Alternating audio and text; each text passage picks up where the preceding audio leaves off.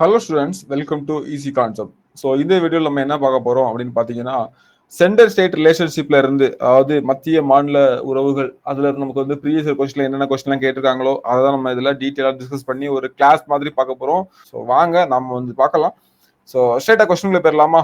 So centre state relations பின்வருவற்றில் எந்த குழு அல்லது ஆணையம் மத்திய மாநில உறவுகள் பற்றி பரிந்துரை செய்தன அப்படின்னு கேட்டிருக்காங்க. ஓகேவா?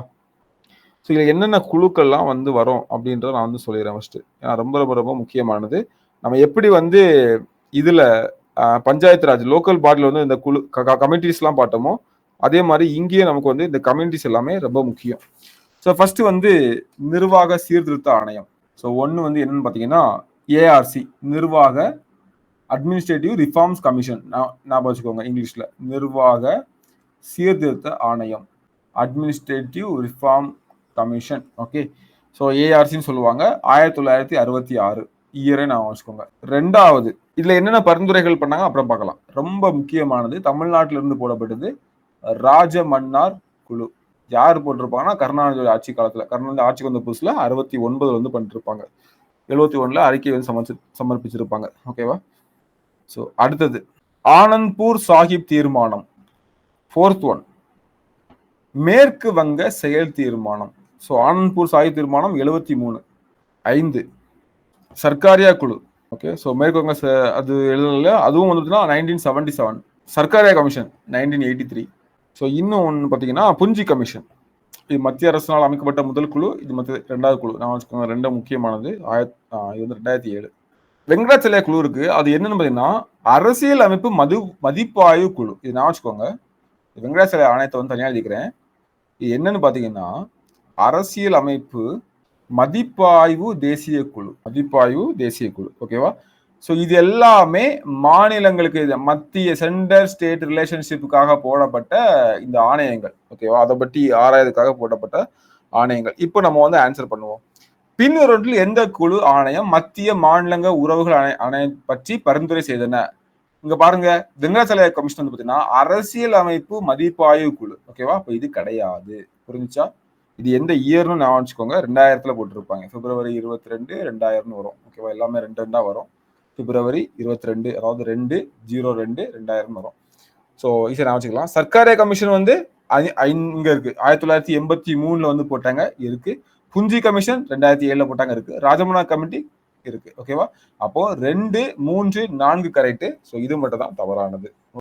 ஃபெடரல் ஃபினான்ஸ் டீல்ஸ் வித், கூட்டாண்மை நிதி எதனுடன் தொடர்புடையது? ஸோ கூட்டுனா ஃபெடரல்னா ரெண்டும் சேர்ந்து. மாநில நிதியா இல்ல, ரயில்வே நிதியா இல்ல, உள்ளாட்சியா இல்ல, மத்திய மாநில உறவுகள் பற்றியது. இது ஒரு கொஸ்டினா அப்படின்ற மாதிரி இருக்கு இல்லையா? சீரியஸா அது ஒரு கொஸ்டினே கிடையாது. ஓகே, ஸோ இதுல என்ன முக்கியம் போடக்கூடாது இல்லை. ஸோ ரெஸ்ட் வந்து பார்த்தீங்கன்னா சென்டர் அண்ட் ஸ்டேட் ஃபினான்சியல், இதுதான் வந்து ஃபெடரல் ஃபினான்ஸ் அப்படின்னு சொல்றது. கூட்டாண்மை நிதி அப்படின்றது மத்திய மாநில நிதி உறவுகள் பற்றி பேசுறது. ஓகே, ஸோ நெக்ஸ்ட் கொஸ்டின் பாருங்க. சர்க்காரியா ஆணையம் எதை குறித்து பரிந்துரைக்க அமைக்கப்பட்டது? ஓகேவா? ஸோ ஈஸியான கொஸ்டின் தானே. சர்க்காரியா ஆணையம் வந்து எதுக்காக பண்ணாங்க? சென்ட்ரல் ஸ்டேட்டோடைய ரிலேஷனை பற்றி பண்றதுக்காக பண்ணாங்க. ஓகேவா? அகைன் ஈஸியா. அப்போ அந்த 6 குழு ஞாபகம் இருக்குமா? ஓகே, ஏஆர்சி ஃபர்ஸ்ட் வந்து ஏஆர்சி ரிப்போர்ட், அதாவது பார்த்தீங்கன்னா அந்த நிர்வாக சீர்திருத்த குழு, அப்புறம் ராஜமன்னார் குழு, ஆனந்த் சாஹிப்பூர் தீர்மானம், மேற்கு வங்க செயல் தீர்மானம். 4 அடுத்த 2 என்னலாம், ஒன்று வந்து பார்த்தீங்கன்னா ஃபர்ஸ்ட் ஒன் வந்து புஞ்சி கமிஷன், சர்க்காரியா கமிஷன். ஓகேவா? So Sarkaria commission, Punji commission, இது எல்லாமே நமக்கு வந்து பார்த்தீங்கன்னா சென்டர் ஸ்டேட் ரிலேஷன்ஷிப்ல வரக்கூடியது. அடுத்தது, இந்திய அரசியல் அமைப்பு சட்டத்தில் எந்த உட்பிரிவின் கீழ் மத்திய மாநில அரசுகளுக்கு நிதி பகிர்வு அதிகாரம் வந்து வழங்கப்பட்டிருக்கு அப்படின்னு கேட்குறாங்க. ஓகேவா? எதுக்கு வந்து நிதி பகிர்வு அதிகாரங்கள் வந்து வழங்கப்பட்டிருக்காங்க? ஓகேவா? ஸோ நமக்கு வந்து 3 பிரிச்சுக்கலாம். ஓகே, ஸோ அதாவது லெஜிஸ்லேட்டிவ் பவர், எக்ஸிக்யூட்டிவ், நிதி. ஸோ நிதி உறவுகள் நமக்கு வந்து பார்த்தீங்கன்னா நம்ம சிம்பிளா எழுதிக்கலாம். நமக்கு வந்து பார்த்தீங்கன்னா என்ன கேட்டிருக்காங்க? நிதி பகிர்வு அதிகாரம். ஸோ இந்த மத்திய மாநில அரசுகள் தான் பார்த்துட்டு இருக்கோம், உறவுகளும் பார்த்துட்டு இருப்போம். அதில் வந்து நிதி உறவுகள் நமக்கு எதுக்கு கீழே பண்ணிருக்காங்கன்னா பகுதி 12க்கு கீழே பண்ணிருக்காங்க. பகுதி 12க்கு கீழே பண்ணிருக்காங்க. இதுல வந்து பகுதி 12 விதி நமக்கு எதுக்கு கீழே வரும் அப்படின்னு பாத்தீங்கன்னா 268 இருந்து 293 வரை நம்ம சொல்லிருப்பாங்க. ஓகேவா? 268 இருந்து 293. இப்போ உங்களுக்கு வந்து பாயிண்ட் கிடைச்சிச்சா? அப்ப இது வருமா? வராது. இது வருமா? வராது. ஸோ இது வரவே செய்யாது, அப்படிதானே? இதுவும் வரவே செய்யாது. ஆர்டிகல் மொத்தம் எத்தனைங்க இருக்குது கமெண்ட் பண்ணுங்க. ஓகே, இது கூட ஓகே ஓகே ஏதோ ரிவர்ஸ்ல போட்டு தள்ளிருக்காங்க. ஆனா லாஸ்ட்ல நமக்கு வந்து வராது. மொத்தமே 450 கிட்ட தான் இருக்குது. வராது வராது எல்லாத்தையும் அனுப்பிச்சிடலாம். உங்களுக்கு தெரியலனா கூட அந்த கொஸ்டினுக்கு ஆன்சர் பண்ணலாம். உங்களுக்கு தெரியலனா கூட அந்த கொஸ்டினுக்கு ஆன்சர் பண்ணலாம். 264ல இருந்து 293 வரை. ஓகேவா? ஸோ அப்போ நமக்கு வந்து பார்த்தீங்கன்னா C is the right answer. இதெல்லாம் ஜிஎஸ்டி எல்லாமே நமக்கு இதுக்குள்ள தான் வரும். ஓகே, நெக்ஸ்ட் கொஸ்டின் போயிடலாமா? தமிழ்ல ஃபர்ஸ்ட் பார்ப்போம். சரியான குறிப்புகளை குறிப்பிடுக. தமிழ்நாடு அரசு 1983ஆம் ஆண்டு ராஜமன்னா தலைமையில் மத்திய மாநில உறவுகளை ஆய்வு செய்ய குழு அமைத்தது. கரெக்டா? தப்பு. ஏன் தப்பு? ஒன்னே ஒன்று தப்பு. எல்லாமே கரெக்ட் தான். ஆனா 1969ல அமைத்தது. இதுதான் கரெக்ட். இது தவறு. நம்ம ஆல்ரெடி பார்த்தோம் இல்லையா? ராஜமன்னா கமிட்டி எங்க இருக்குது? இங்க இருக்குது. 1969. ஓகே, கருணாநிதியோட காலத்துல, கலைஞர் கருணாநிதி காலத்துல பண்ணது. அப்போ ஃபர்ஸ்ட் ஒன் தப்பு நமக்கு. ஸோ ஒன்னு தப்புனாலே நமக்கு வந்து எதெல்லாம் வராது? இது வராது, இது வராது, இது வராது. ஆன்சர் சி போட்டுடலாம். ஓகே, ஒன்னு தப்புனால நம்ம வந்து ஆன்சர் சி தான் சொல்லிட்டு போட்டுடலாம். செக் பண்ணிக்கலாம். இப்ப நமக்கு அரசியலமைப்பின் 7வது அட்டவணை 3 பட்டியல்களை உருவாக்கி அதிகார பகிர்வை மத்திய மாநில அரசாங்கங்களுக்கு வழங்குகிறது. ரொம்ப ரொம்ப கரெக்டானது. ஓகேவா? ஸோ 7th ஷெட்யூல் நமக்கு வந்து என்ன சொல்லுது? 7th ஷெட்யூல் நமக்கு என்ன சொல்றது?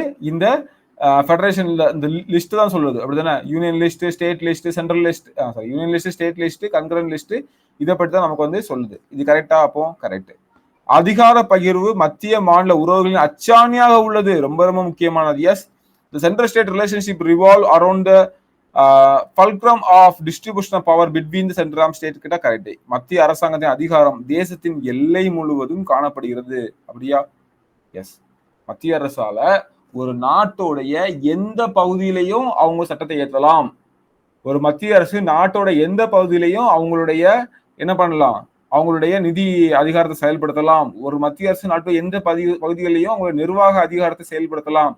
அப்போ ஒரு மத்திய அரசாங்கத்தின் அதிகாரம் தேசத்தின் எல்லை முழுவதும் காணப்படுது. அப்ப அப்படி மாத்தி கேட்கிறேன், ஒரு மாநில அரசாங்கத்தின் அதிகாரம் ஒரு மாநிலத்தின் எல்லை எங்கிலும் காணப்படுகிறது. தமிழ்நாட்டோட அதிகாரம் வந்து கேரளால செயல்படாது. தமிழ்நாட்டுல எந்த மூலை முடுக்குகளையும் செயல்படும். இந்தியாவுடைய அதிகாரம் வந்து பாத்தீங்கன்னா தமிழ்நாட்டினுடைய எந்த மூலை முடுக்கிலையும் கேரளாவுடைய எந்த மூலை முடுக்கிலையும் எந்த ஒரு மாநிலத்தின் மூலை முடுக்கிலையும் செயல்படும். ஸோ அப்போ அதுவும் கரெக்ட். அப்போ ஃபர்ஸ்ட் ஒன்று நம்ம தப்பு, மீதி 3 option easy. So first one தப்புனா சி இஸ் ரைட் ஆன்சர், மீதி 3 correct. Next question. Which does not take relationship between the center and states are? Okay. Which does not take relationship between the center and state are? ஓகேவா? எவ்வகையான உறவு மத்திய மாநில அரசுகளுக்கு இடையே இல்லை அப்படின்னு சொல்லிட்டு மொத்தம் வந்து பாத்தீங்கன்னா 3 உறவுகள் இருக்குது. ஓகேவா? ஸோ 3 ஒன்று பாத்தீங்கன்னா எக்ஸிக்யூட்டிவ்ல என்னென்னலாம். ஸோ எக்ஸிக்யூட்டிவ் சொல்றதை விட நம்ம என்ன சொல்லலாம்னா அட்மினிஸ்ட்ரேஷன் அப்படின்னு சொல்லலாம். நிர்வாகம்னு சொல்றதை விட என்ன எக்ஸாக்டா சொல்ல போனா வந்து பாத்தீங்கன்னா அட்மினிஸ்ட்ரேஷன். அப்புறம் வந்து பாத்தீங்கன்னா சட்டம் இயற்றுதல், லெஜிஸ்லேஷன். அடுத்து பாத்தீங்கன்னா நிதி, ஃபினான்ஸ். ஓகேவா? ஸோ இந்த 3 தான் நமக்கு வந்து சென்டருக்கும் ஸ்டேட்டுக்குள்ள ரிலேஷன்ஷிப்லாம் வந்து பாக்குறோம். ஸோ அப்போ பாருங்க எதெல்லாம் இருக்குது? சட்டமன்ற உறவுகள் ரிலேஷன்ஷிப் இருக்கா? இருக்கு. ஓகேவா? ஸோ இது வந்து பார்த்தீங்கன்னா தமிழ்ல சொல்ல போனா நிர்வாக. ஓகேவா? ஸோ நிர்வாக. அடுத்தது சட்டமன்ற இல்ல சட்ட உறவுகள். ஃபினான்ஸ் வந்து பாத்தீங்கன்னா நிதி. ஓகே, அப்போ எல்லாமே இருக்கா? அட்மினிஸ்ட்ரேட்டிவ் இருக்கா? ஃபினான்சியல் இருக்கா? பப்ளிக் ரிலேஷன்ஷிப் கிடையாது. ராஜமன்னார் குழுவை பற்றி கீழ்காணும் சொல்றது எது தவறான எது சரியானது கேட்டிருக்காங்க. ஓகேவா? ஸோ ராஜமன்னார் குழு பற்றி நமக்கு வந்து தெரிஞ்சிருக்கணும். ஸோ ராஜமன்னார் குழு வந்து எப்போ கொண்டு வந்தாங்க? 1969ல வந்து கொண்டு வந்தாங்க. ஸோ 69 அப்போ ஃபர்ஸ்ட் உள்ளது நமக்கு வந்து தப்பு. ஸோ 1 தப்புனாலே இது தப்பு, இது தப்பு. ஓகேவா? இப்போ பிஆர்சியை தான் பார்க்கணும். இப்போ நமக்கு வந்து 3 கரெக்டாக்கான பார்க்கணும், 2 கூட பார்க்கணும். அப்படின்னா இக்குழு ஒன்றிய மாநில உறவுகளை ஆராய்வதற்கு அமைக்கப்பட்டது. கரெக்டா? கரெக்ட். அப்போ 3 கரெக்ட்னா இது பிஆ சியானா இதுதான் நமக்கு வந்து கரெக்டானது. ஏன்னா 2 வந்து 2லையும் காமன், 2 கரெக்டா தான் போகும். The committee submitted its report in 1971. இது கரெக்ட். ஓகேவா? ஸோ கமிட்டி வந்து பாத்தீங்கன்னா 1971 தான் அவங்களுக்கு அறிக்கை வந்து சப்மிட் பண்ணாங்க. இவங்க சொன்னதுல முக்கியமான ஒண்ணு வந்து பாத்தீங்கன்னா விதி 263 படி மத்திய மாநிலங்களுக்கு இடையேயான குழு ஒன்று உருவாக்கணும் அப்படின்னு சொன்னாங்க. அது வந்து ரொம்ப முக்கியமானது. ஸோ அதுவும் நான் வச்சுக்கோங்க. பாதுகாப்பு அப்புறம் வெளி விவகாரங்கள் இதை தவிர அனைத்து இதையும் பாதுகாப்பு, தேசத்துடைய பாதுகாப்பு, டிஃபென்ஸ் பார்த்துக்கோங்க. ஸோ அதே மாதிரி பார்த்தீங்கன்னா வெளி விவகாரங்கள் பார்த்துக்கோங்க. அது தவிர அனைத்தையும் வந்து நீங்க வந்து அனைத்து விஷயத்திலையும் ஸ்டேட்டே கொடுத்துருங்க அப்படின்னு ஒன்று சொல்லுவாரு. முக்கியமானது. அதே மாதிரி பார்த்தீங்கன்னா ரொம்ப முக்கியமானது ஆர்டிகிள் 356. அதாவது கான்ஸ்டியூஷன் மெஷினரி ஃபெயிலியர்னு சொல்லிட்டு பிரசிடென்ட் ரூல் போடுது. ஆர்டிகல் 357 பிரசிடென்ட் ரூல் அப்படிதானே. ஸோ அது குடியரசுத் தலைவருடைய ஆட்சி போடுது. எக்ஸ்ட்ரீம் கண்டிஷன்ல மட்டும் யூஸ் பண்ணணும், சும்மா சும்மா நீங்க வந்து போடக்கூடாது அப்படின்றது. இந்த மாதிரிலாம் இவர் சொன்னார். ஓகே, பார்த்துக்கலாம். Okay, dash is part 11 of the constitution deal with the administrative relation between the centre and state. ஓகேவா? ஸோ அப்போ நமக்கு வந்து என்ன தெரியணும் அப்படின்னா, இந்த ஒவ்வொரு ஆர்டிகிளும் நமக்கு வந்து தெரியணும். இதில் மொத்தம் நம்ம வந்து 3 பார்த்தோம் இல்லையா, சென்டர், ஸ்டேட்டு, சாரி அதான் அட்மினிஸ்ட்ரேட்டிவ். ஸோ இங்கேயே நான் எழுதிடவா இல்லை இங்கே எழுதிடவா? ஸோ ஃபஸ்ட்டு 3ஆ சொல்லலாம். ஒன்று வந்து பார்த்தீங்கன்னா நிர்வாக உறவுகள். ஸோ இது வந்து பார்த்தீங்கன்னா சென்ட்ரல் ஸ்டேட் வந்து பார்த்தீங்கன்னா பார்ட் 11 ஆஃப் த கான்ஸ்டியூஷன். அதை ஃபஸ்ட் நான் வச்சுக்கோங்க. பார்ட் 11 வந்து பார்த்தீங்கன்னா நிர்வாக உறவு. ஃபர்ஸ்ட் வந்து அதாவது சென்ட்ரல் ஸ்டேட் ரிலேஷன்ஷிப், நிர்வாக உறவுகள், அப்புறம் நிர்வாக உறவுகளுக்கு அப்புறம் ஸோ இது வந்து எந்த ஆர்டிகிள் சொல்லுங்கன்னா, ஆர்டிகிள் 256 முதல் ஆர்டிகிள் 263 வரை. ஓகேவா? அப்புறம் நிர்வாகத்துக்கு எடுத்தால என்ன சொல்லணும், சட்டமன்ற உறவுகள் அப்படின்னா சட்டமன்ற இல்லை சட்ட உறவுகள் அப்படி கூட வச்சுக்கலாம் நீங்க. பரவாயில்ல, நமக்கு எதுவும் வச்சுக்கலாம். ஸோ இது வந்து பார்த்தீங்கன்னா நமக்கு வந்து ஆர்டிகிள், ஸோ இதான் ஃபர்ஸ்ட் வரும் ஆக்சுவலா, 245 இருந்து ஆர்டிகிள் 255 வரை. ஓகே, மாற்றி எழுதிக்கோங்க. அடுத்து வந்து நிதி சார்ந்த உறவுகள் வந்து பார்த்தீங்கன்னா நமக்கு வந்து ஆர்டிகிள் 268 போட்டிருக்கேன் இல்லையா? ஸோ ஆக்சுவலா 263 இருந்து 264 இருந்து 293 வரை. ஓகேவா? ஸோ நான் வச்சுக்கோங்க. இதில் இந்த ஒரு விஷயம் மாற்றிடலாம். ஆல்ரெடி நான் வந்து மாற்றி போட்டேன்னு நினைக்கிறேன். 264 இருந்து. ஓகேவா? இதுதான் கரெக்டானது. ஃபைன். அப்போ இதை வந்து ஃபர்ஸ்ட் போட்டுக்கோங்க. இது வந்து செகண்ட், 3. ஓகேவா? சட்டத்தை உருவாக்கணும். சட்டத்தை தான் அதெல்லாம் செயல்படுத்தி நிர்வாகம் செய்ய முடியும். பண்ணோம்னா காசு வேணும் அப்படின்னு வச்சுக்கோங்க. ஃபர்ஸ்ட் சட்டம் வரும் 245 டு 55, 10 தான்.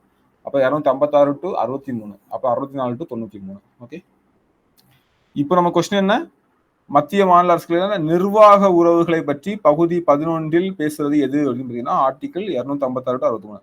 அப்போ இதுக்கு கிடையாது. 264 டு இது என்னது, நமக்கு வந்து நிதி அப்படிதானே, பக்கத்தில் நிதின்னு சொல்லி குட்டி அழிக்கிறேன். இது நமக்கு என்னது, இதுவும் சம்மந்தம் எல்லாம் கொடுத்துருக்காங்க. கரெக்டா? நெக்ஸ்ட் கொஸ்டின், கீழ்கொண்டில் ஒன்றிய அரசு பட்டியலில் இடம்பெறவில்லை, எது வந்து ஒன்றிய அரசுல வராது அப்படின்னு போட்டுருக்காங்க. ஸோ நம்ம ஆல்ரெடி இங்கே பார்த்தோம் கொஸ்டின். கார்பரேஷன் டாக்ஸ் இது வந்து ஒன்றிய அரசுல வரும். இதெல்லாம் வரும்னு சொல்றேன். கரன்சி அண்ட் காயினேஜ் ஒன்றிய அரசு. Public coinage. கேபிட்டல் டாக்ஸ் வந்து பாத்தீங்கன்னா ஒன்றிய அரசு பட்டியலில் வராது. ஓகேவா? அப்போ 4 மட்டும் தான் கரெக்ட். ஓகே, நெக்ஸ்ட், பொது பட்டியலில் குறிப்பிடப்பட்டுள்ள துறைகள் மீது மத்திய மற்றும் மாநில அரசுகள் இரண்டுமே சட்டம் இயற்றலாம். கரெக்டா? இந்த subject of the enumerated the concurrent list. நமக்கு இந்த 3 லிஸ்ட் உண்டு இல்ல, union list, state list, concurrent லிஸ்ட்ல both union and state can லெஜிஸ்லேட்டா. கரெக்ட். இந்த event of the contradiction between the union and state, the state authority will prevail. தப்பு. ஓகேவா? என்ன கொடுத்துருக்காங்கன்னா, யாரு ஸ்டேட் அத்தாரிட்டியா வரும், சென்ட்ரல் அத்தாரிட்டி, அதாவது யூனியன் தான் நமக்கு வந்து ப்ரிவைல் பண்ணும். என்ன கொடுத்துருக்காங்கன்னா, இது தொடர்பாட்டு வந்து இந்த மாநில concurrent list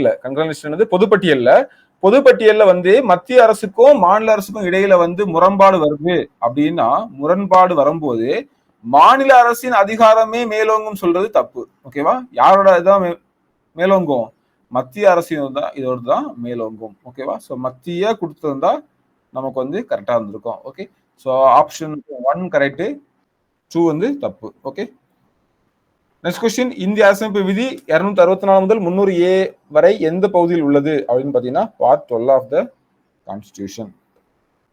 part 12 of the constitution. ஓகேவா? ஸோ இதுல ஒரு விஷயம் நான் வந்து இந்த ரெண்டும் வந்து part 11,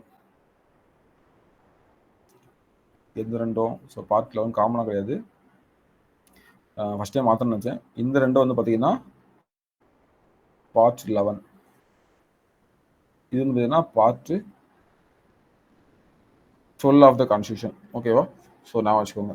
so that's it. So இவ்வளோ நமக்கு வந்து கேட்கப்பட்ட கேள்விகள். அப்போ இது ஒரு ஈஸியான கொஸ்டின் தான். தேங்க்யூ ஃபார் வாட்சிங். அடுத்த வீடியோ சந்திப்போம்.